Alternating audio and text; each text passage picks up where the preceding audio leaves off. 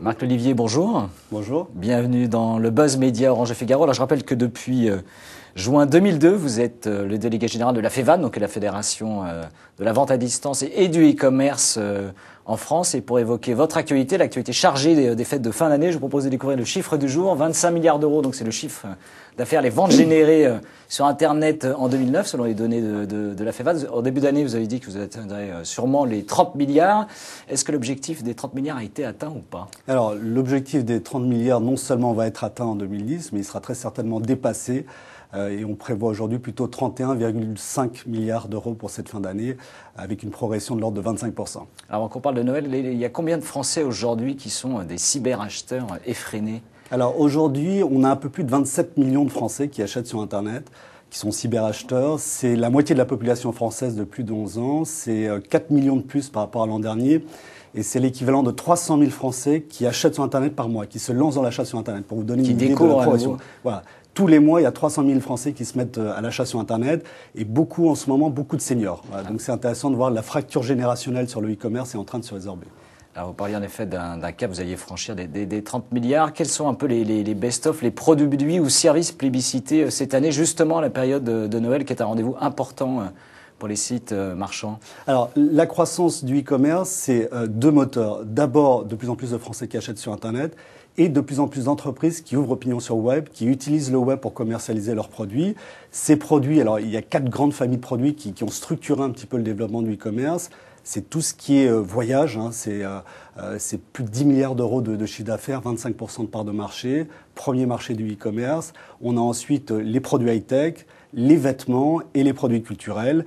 Et le dynamisme du e-commerce aujourd'hui, c'est tous les autres secteurs qui arrivent, notamment tout ce qui est équipement de la maison, santé, beauté, et à Noël en particulier, le jeu jouet qui explose véritablement sur Noël, avec justement des nouveaux sites qui se lancent, des grandes enseignes par exemple comme Toys R Us, mais aussi des pure players qui ouvrent des rayons, des cyber-rayons de jouets. Alors, au milieu de cette fête, il y a un certain trouble qui a été prononcé par un sénateur, Marini, avec un projet de taxe justement sur les achats, les ventes en ligne. Vous êtes passé au travers pour l'instant. En revanche, la publicité, elle, va être taxée selon son projet. Est-ce que cette menace quand même persiste pour votre industrie? Alors, c'est vrai qu'il est vraiment essentiel qu'on ait un cadre en France qui permette le développement de ce secteur, qui est un secteur à la fois extrêmement dynamique, qui favorise la création d'entreprises, mais également l'emploi. Il ne faut pas oublier que... C'est combien d'emplois en France aujourd'hui? Alors aujourd'hui, autour du secteur emploi direct et indirect, c'est de l'ordre de 60 000 emplois.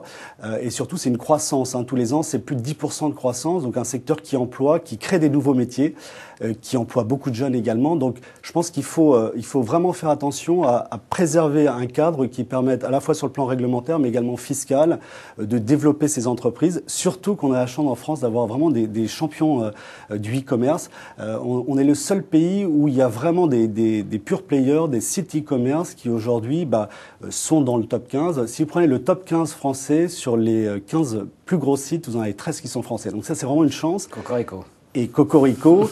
Et non seulement ils réussissent en France, mais ils réussissent aussi à l'étranger puisque beaucoup s'exportent. Donc c'est vrai que cette taxe sur le commerce électronique était vraiment arrivée au mauvais moment par rapport aux fêtes de Noël, mais surtout je pense qu'elle était complètement à côté de la plaque puisqu'en fin de compte elle pénalisait les gens qui achetaient sur Internet et d'une certaine façon mettait une fiscalité plus importante alors qu'au contraire je pense qu'aujourd'hui on a besoin de développer ce secteur, on a besoin de l'accompagner dans son développement. Alors justement la suite de ce dossier entre guillemets taxe Marini, c'est la constitution avec le gouvernement et les pouvoirs publics d'un groupe de travail sur la fiscalité du e-commerce. Qu'est-ce que vous en attendez concrètement? Alors je sais que ça n'a pas encore débuté, mais je dirais quels sont un peu les arguments que vous irez y défendre. Écoutez, nous ce qu'on défend, c'est que par rapport à un secteur qui se développe et surtout un secteur qui évolue dans un environnement international. Vous savez, le e-commerce a inventé le shopping sans frontières. Il y a 25% des internautes aujourd'hui qui achètent à l'étranger, notamment sur les sites européens. Internautes français 25% des internautes français qui achètent sur les sites étrangers. Donc,